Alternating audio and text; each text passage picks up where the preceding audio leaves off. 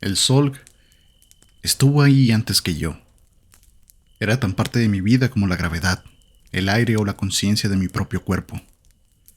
Existe incluso en mis recuerdos más antiguos como una advertencia constante contra cualquier descuido. Estaba ahí cuando me cepillaba los dientes, riéndose entre burbujas dentro de la bañera. Estaba ahí, robándose la comida que caía debajo de la mesa en cada comida familiar. Estaba allí, sentado en mi cama, acariciándome el cabello con unas manos del tamaño de platos de cena. Cada mañana aparecían nuevas reglas, todas nacidas de accidentes que por poco ocurrían el día anterior.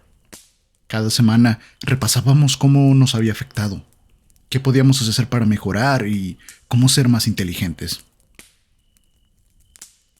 Durante mucho tiempo ni siquiera fui capaz de distinguir cuáles reglas existían por culpa del sol y cuáles eran simplemente reglas normales de cualquier familia. No toques el horno cuando está encendido. Ten cuidado con la tetera. No juegues con los enchufes. No metas cables en tu boca. Fíjate bien por dónde caminas. Nunca uses un aparato eléctrico sin revisar primero el cableado. Ayuda siempre a papá a buscar al sol antes de sacar el coche del garage. Reglas, más reglas y luego, encima de todo, más reglas. Crecían en número y complejidad hasta que sentíamos que nos asfixiaban. Poco a poco empezamos a perder la cordura, bajo aquella necesidad insoportable de permanecer vigilantes todo el tiempo. Los demás adolescentes se divertían, los demás se alejaban de las reglas y abrazaban la libertad. Yo creía que de eso se trataba hacerse adulto, pero no para mí. Para mí las reglas nunca dejaban de multiplicarse. Con el tiempo, comprendí que las demás familias no tenían un sol, solo nosotros. Solo existía uno, y la fuerza incomprensible que lo había traído al mundo decidió dejárnoslo a nosotros. Durante años, jamás se me ocurrió cuestionar su existencia. Era un hecho tan inmutable como el amanecer. Pero, cuando por fin entendí la locura que suponía vivir algo así, algo dentro de mí cambió. Un odio frío comenzó a endurecerse en mi interior. Mi cabeza se llenó de recuerdos de aquel cuerpecillo con forma de huevo, sus brazos larguiruchos y de aquellas enormes manos amarillo verdosas. Recordé noches enteras escuchándolo contonearse por el pasillo mientras arrastraba sus largos dedos amarillos contra las paredes. Recordé las arcadas al descubrir las cosas que metía escondidas en la comida de mamá. Recordé al llorar cada vez que apareció un animal muerto frente a la puerta de la casa. Odiaba esa cosa. La odiaba tanto que un día simplemente exploté. Le di un golpe tan fuerte que salió disparado de la mesa, donde estaba bailando sobre un plato, y fue a estrellarse contra la pared con un satisfactorio golpe seco. Esperaba que mi madre montara en cólera por haber violado de forma tan descarada la regla más importante de la familia. En cambio, corrió hacia mí y me abrazó, acariciándome la mejilla. Todo se sintió como una pesadilla, mi madre sujetándome y todos llorando y gritando, mientras aquella cosa se retorcía de risa desde el suelo. ¿Por qué no le había dolido? ¿Acaso no la había golpeado bien? Entonces, lentamente, con la desesperante lentitud de una quemadura de sol que empieza a aparecer, el contorno rojo de mi propia mano comenzó a dibujarse sobre mi rostro. Y entonces fue exactamente cuando comprendí qué quería el sol. Quería que lo golpeáramos, que lo pateáramos, que lo maltratáramos, que intentáramos matarlo. Se alimentaba de nuestra rabia, de nuestra frustración, de nuestros descuidos. Todo el sufrimiento que tratábamos de infligirle regresaba a nosotros, 100 veces peor y 100 veces más lento. Deberías ver cómo luce un hueso roto cuando tarda 4 horas en romperse por completo. El hueso parece masilla estirándose entre las manos de un niño. La piel se enrojece y se hunde formando largas marcas irregulares. Las capas de tejido y carne se separan lentamente hacia los lados hasta que, al final, todo termina desgarrándose con una lentitud insoportable. No se parece a un grito de dolor. Se parece a la desesperación, al duelo. porque cuando el sufrimiento alcanza ese nivel y sabes que no hay forma de detenerlo, ya no gritas ni lloras.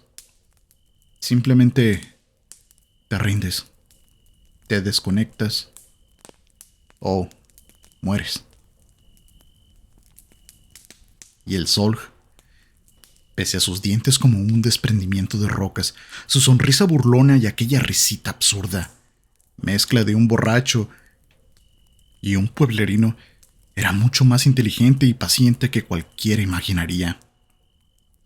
Cada vez que tocaba en un horno, un automóvil o incluso simplemente un interruptor de luz, tenía que analizar 1000 posibilidades. Revisé las paredes, inspeccioné todos los enchufes. He visto al Sol últimamente. ¿Tendrá esa boca monstruosa aferrada a algún cable afuera de mi vista, esperando a que lo conecte? ¿Habrá envuelto su boca alrededor del escape del coche para asfixiarme mientras enciendo el motor? Cada acción y cada posible consecuencia debían penarse con un nivel de detalle enfermizo. Incluso, cada bache en la carretera tenía que investigarse porque quizá el Sol llevaba días observándote, aprendiendo tus rutinas, averiguando dónde trabajas para salir una noche y caminar jadeando hasta el puente perfecto desde donde lanzarse en el momento justo. Mi hermano se rompió 2 costillas cuando el Sol consiguió saltar delante de un balón justo cuando iba a patearlo. Mi hermana pasó 3 semanas en el hospital después de verter cloro sobre el fregadero de la cocina, sin darse cuenta que el Sol había desenroscado todas las tuberías y esperaba debajo, dispuesto a tragarse el veneno con absoluta felicidad. Ahora, solo quedó yo. Mi padre fue el primero en irse. No porque fuera descuidado, sino porque siempre asumía sobre sus hombros todo lo que podía. Ni siquiera podías encender el televisor sin que insistiera en hacerlo él mismo.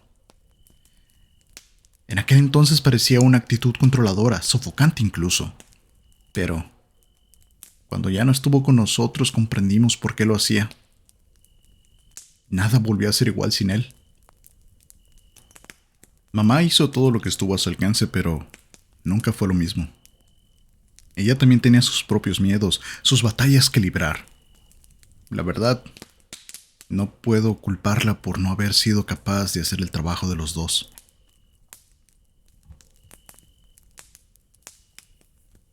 Recuerdo volver de la escuela y encontrarlos esperándonos en la sala. Mi hermano mayor había llegado antes y estaba sentado en silencio frente a la mesa de la cocina, con los ojos llenos de lágrimas. Dios, eso fue de lo más duro. Papá tenía una expresión extraña. Casi parecía aliviado. Pero ver llorar a mi hermano de 19 años fue como recibir un bloque de cemento en plena cara. Y en ese instante, supe que había ocurrido algo espantoso. Te escondieron el cuerpo de mi padre. A día de hoy sigo sin saber exactamente qué pasó, pero me hice una buena idea al ver el estado en que quedó la podadora que mi mamá sacó a la acera para que se la llevaran. Y por el hecho de que no volvimos a ver al Sol durante al menos 8 días. Más tarde, descubriría que, después de sufrir daños graves, esa cosa se escondía para componerse poco a poco. Al menos, eso explicaban las risitas que escuchaba salir del armario donde guardábamos las sábanas durante aquellas noches horriblemente silenciosas. Papá nunca gritó. Mi mejor suposición es que se quitó la vida para acabar con todo. Sé que debería encontrar cierto consuelo en esa idea, pero alcancé a ver su cuerpo cuando lo sacaban de la casa. Y pensar en aquellas heridas de cortes apareciendo lentamente sobre un cadáver sin vida, me pone la piel de gallina. Nunca volvimos a cortar el césped. El precio había sido demasiado alto. Durante las siguientes semanas, mamá comenzó a desmoronarse. Empezó a beber, a llorar hasta altas horas de la noche mientras mi hermano cocinaba para nosotros y repetía una y otra vez que todo iba a salir bien. Pero no iba a salir bien. Nunca más. Mamá solo empeoró. Quizá habría tenido alguna oportunidad si el dolor hubiera sido lo único con lo que debería cargar, pero no podíamos permitirnos bajar la guardia. La vigilancia, la paranoia y el miedo seguían siendo parte de nuestra vida diaria, y no nos quedaba más remedio que continuar como si nada hubiera pasado. Dios mío, incluso tuvimos que revisar el ataúd de papá antes de enterrarlo. Durante un breve tiempo pareció recuperarse un poco. Mirándolo en retrospectiva, no debieron ser más de 1 o 2 días, pero consiguió preparar la mesa para todos. Una última vez. Estábamos los 4 ahí, papá ya enterrado. Ninguno de nosotros había vuelto a ver al sol desde su muerte. Cuando de pronto, una puerta se cerró de golpe en el piso de arriba. Mamá se sobresaltó, tanto que dejó caer el plato que llevaba entre las manos. Entonces, escuchamos aquellas patas planas y peludas descendiendo de las escaleras, un escalón tras otro, acompañadas por gorgoteos húmedos y pesados que rompían el silencio de nuestro horror. Con una incredulidad que iba creciendo segundo a segundo, vi cómo el sol se acercaba a la mesa. Esta ocultaba su pequeño cuerpo rechoncho mientras avanzaba hasta una de las sillas. Después, se impulsó torpemente y trepó sobre ella. La silla de papá. El lugar de mi padre. Mamá incluso le había servido un plato. Lo hizo por puro instinto. ¿Y saben qué? El sol no me miró a mí. Tampoco a ninguno de mis hermanos. Miró directamente a mi madre. Sabía exactamente lo que ese simple gesto le haría, y no dejó de reír mientras nosotros la sujetábamos entre los tres para impedir que le hundiera un cuchillo en la cara. Chillaba y cacareaba de felicidad cada vez que ella lo amenazaba, pero conseguimos detenerla. Después de aquel día, mi madre no volvió a ser la misma. Fue entonces cuando comenzó a beber. También fue entonces cuando James se convirtió en el nuevo favorito del sol. Siempre había mostrado un interés especial por papá, y una vez que éste desapareció, toda su atención se volcó sobre mi hermano. Durante mucho tiempo pensamos que lo estábamos haciendo bien, pero sin papá, todo se volvió 1000 veces más difícil. James sufrió 6 lesiones en apenas 6 meses, y las cosas nunca mejoraron después de eso. Recuerdo que una vez me llevó a pescar. Le pidió a mamá que vigilara el sol y evitara que nos siguiera.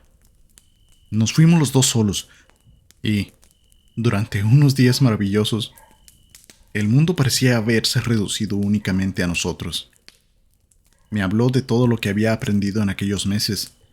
Me explicó cuáles eran los escondites favoritos del sol, algunos de los patrones que había descubierto y, sobre todo, me dijo que debía prepararme para el día en que él fallara, que tendría que ser fuerte cuando llegara ese momento. Y, como todos antes que él, terminó fallando. Pero antes ocurrió lo de mi hermana Laura.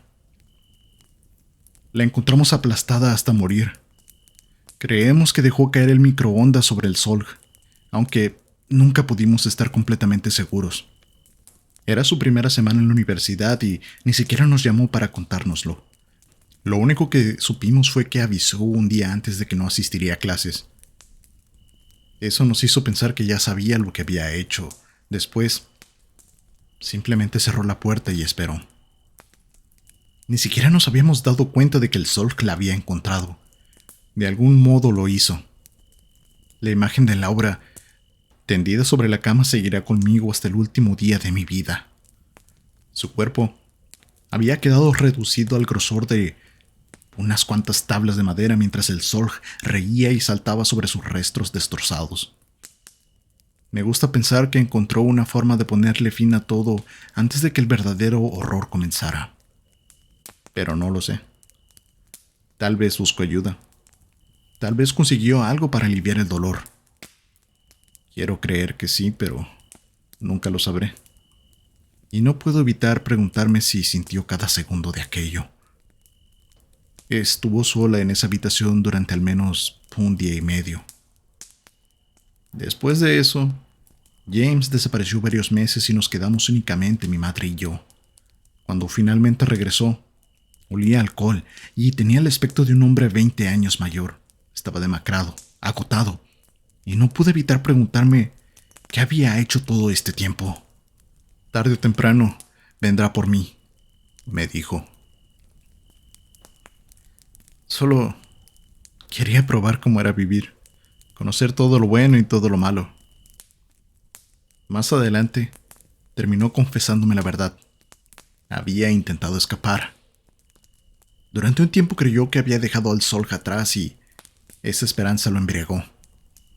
Luego, llegó la culpa por habernos abandonado, pero el sol lo había seguido, despacio, con paciencia, sin detenerse jamás. Puedes dejarlo atrás durante unos días, pero no puedes engañarlo. De alguna manera siempre va a encontrar un camino hasta ti. Puedes estar al otro lado del mundo y aún así aparecerá. Nunca tarda más de una semana. James debía saberlo, y aún así lo intentó. Cambió de ciudad una y otra vez e hizo Dios quién sabe qué cosas para sobrevivir. Cargó con esa culpa hasta el día de su muerte. Aunque yo jamás reproché su vida. Todos hacíamos lo que podíamos para soportarlo. Intenté convencerlo de eso una y otra vez, hacer que se perdonara, pero ya no quedaba nada dentro de él, salvo una espiral que lo arrastraba cada vez más abajo. Regresó con algunos vicios adquiridos durante su fuga y sin nada más a lo que aferrarse, dejó que crecieran hasta convertirse en monstruos propios, casi tan terribles como el mismo Solg. Y aún así, no lo culpo. La nota que dejó antes de suicidarse era sorprendentemente racional. Estaba escrita con calma, con afecto. De verdad creía que nos estaba haciendo un favor. Sin embargo, el hecho de que eligiera matar al Solg inyectándole heroína me dice que, en el fondo, también esperaba destruirlo. Era dentro de todo un buen intento. Quizás el mejor que cualquiera de nosotros había hecho jamás. La desesperación llegó cuando vi su cadáver y comprendí que no había ganado absolutamente nada. Nadie sabrá nunca qué ocurrió exactamente. El Solg pasó 4 días enteros llorando y encerrado en un armario, recomponiéndose poco a poco. Pero James murió igual. Y desde luego que no parecía la muerte tranquila de una sobredosis. Eso sería demasiado bueno. Tenía los ojos completamente vacíos, la piel reseca y pegada hasta los huesos. La mandíbula desencajada en un grito tan espantoso que habría cabido una mano entera dentro de su boca abierta. Fuera lo que fuera que el Solg hizo con el veneno que recorría su cuerpo, el resultado sobre el cuerpo de James parecía el de un asesinato ritual que había salido terriblemente mal. Como si un cadáver poseído hubiera permanecido atrapado dentro de una caja durante días, retorciéndose mientras el demonio en su interior deformaba su cuerpo entre espasmos imposibles. Nunca le conté esos detalles a mamá.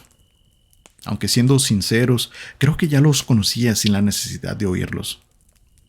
Para entonces, apenas seguía presente. En sus ojos hundidos y en la piel flácida de su rostro veía el reflejo pálido de James. Y terminé aceptando una verdad terrible. Incluso cuando el Solg no consigue lo que quiere, de alguna manera, el bastardo nunca pierde. Los meses siguientes fueron insoportables. Mamá apenas había cumplido los 60, pero el miedo y el dolor la estaban consumiendo viva. Hacia el final, ya ni siquiera abandonaba la cama.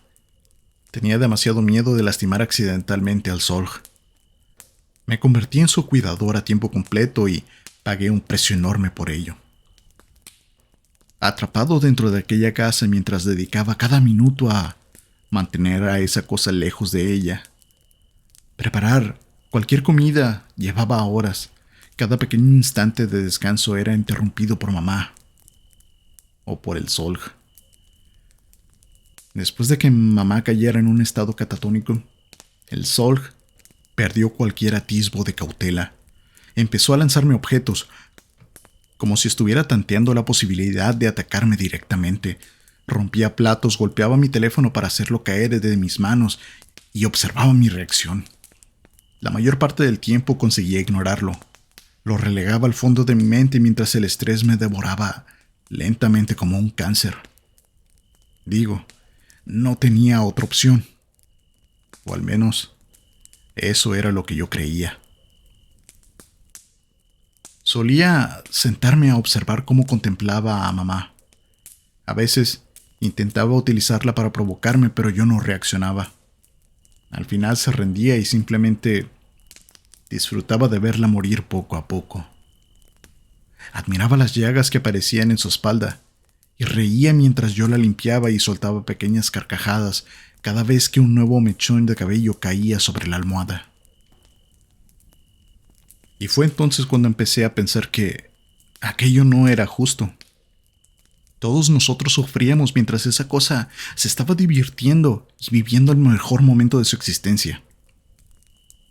Si estaba en mis manos arrebatarle siquiera una pequeña parte de esa felicidad, impedirle disfrutar de nuestro dolor, entonces parecía lo correcto hacerlo. Pero, ¿qué significaba realmente eso? Creo que lo supe desde el primer día en que comprendí cuánto placer le producía ver sufrir a mamá. Simplemente no quería admitirlo. Fingí que esa idea no existía. Pero hay pensamientos que no pueden enterrarse. Permanecen escondidos en el fondo de la mente como un placer culpable. Y por mucho que te repitas que jamás cruzarás esa línea, que hay límites que jamás debes de sobrepasar, en el fondo, siempre sabes que puedes hacerlo, si llega el momento, si realmente quieras hacerlo. ¿Cuándo fue la primera vez que quise hacerlo? Bueno, si soy completamente honesto, fue el día en que tuve que cargar a mi madre hasta la bañera y me golpeé el dedo del pie contra el poste de la cama. Dicen que hay que temer al hombre que tarda en tomar aquello que desea. Y yo, en cambio, no esperé demasiado después de ese momento. Estuve tranquilo, sereno, sin esfuerzo. Mi rostro no mostraba conflicto alguno ni rastro de preocupación. Simplemente respiré hondo, la llevé al baño y ahogué a mi propia madre. Mi madre no sintió nada, pero el sol, sí. Por primera vez en toda su existencia me atacó directamente. Bajó por el pasillo a toda velocidad, resbaló al doblar por la puerta del baño y se lanzó sobre mí agitando aquellos puños deformes. Pero ese pequeño huevo peludo y repugnante no tenía fuerza suficiente para detenerme. Aullaba, lloraba y gemía y arañaba con toda desesperación mis piernas desnudas mientras yo mantenía a mi madre bajo el agua. Prácticamente me hizo jirones las pantorrillas, pero no importó, ni un poco.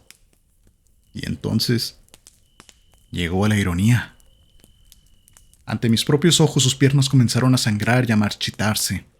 El pánico que apareció en sus ojos delató una inversión de las reglas que jamás habíamos comprendido hasta ese momento. Cuando todo terminó, ya no supe distinguir cuáles arañazos eran de mi madre intentando escapar y cuáles eran del sol. Me dejé caer contra la pared y empecé a reír ante lo absurdo de toda aquella existencia. Ese pequeño bastardo estaba encorvado, vomitando una mezcla grasienta de pelo y bilis. Sus miserables ojos amarillentos lloraban lágrimas de pus, y yo seguía riéndome de él, exactamente igual que él se había reído de mí durante toda mi vida. Incluso lo imité. Me sujeté el estómago y fingí sollozar, al igual que él lo hizo en el funeral de mi padre. Después, estallé en carcajadas cuando salió corriendo del baño maldiciéndome en aquel idioma incomprensible suyo. Sea cual sea la fuerza que lo mantiene atado a este mundo, Un asesinato como ese lo afecta de formas profundamente desagradables. Y una vez que descubrí esa ventaja, nada volvió a ser igual para él. Pasó semanas enteras llorando, escondido en el ático, pero yo iba a buscarlo. Lo arrastraba de vuelta a la luz y contemplaba cómo se debilitaba, cómo sufría. Estoy convencido de que habría muerto si después hubiera hecho lo mismo una vez más. Y otra, y otra. Pero no queda nadie más. Solamente quedo yo. Así que lo único que puedo hacer es disfrutar esta pequeña victoria silenciosa, sabiendo que fui capaz de hacerle sentir una desesperación tan profunda como la que él había sembrado en nosotros. Claro que siguió aquí. Si acaso, ahora está más decidido que nunca. Pero no creo que vaya a conseguirme. También está envejeciendo. Dios sabrá cuánto viven los de su especie. En toda mi vida, apenas encontré un par de referencias escritas sobre ellos. Así que simplemente no puedo entrar a Wikipedia y buscar una respuesta. Pero envejece. Está más delgado, más débil, más cerca de la tumba. Porque, al final, no deja de ser una criatura viva. Quizás no ocurra mientras yo siga vivo, pero una cosa sí puedo asegurar: jamás tendré hijos. Y encuentro un extraño consuelo imaginando a ese estúpido ser viejo y completamente solo en este mundo. Probablemente pase sus últimos días bailando sobre nuestras tumbas, pero la broma será para él, porque para entonces todos nosotros seremos libres, y él seguirá aquí abajo, atrapado en la tierra, jugando su ridículo juego, aunque ya no quede nadie sentado en la mesa. A menos, claro, que simplemente encuentre otra familia. Y en ese caso, bueno, ahora ya sabes cómo matarlo.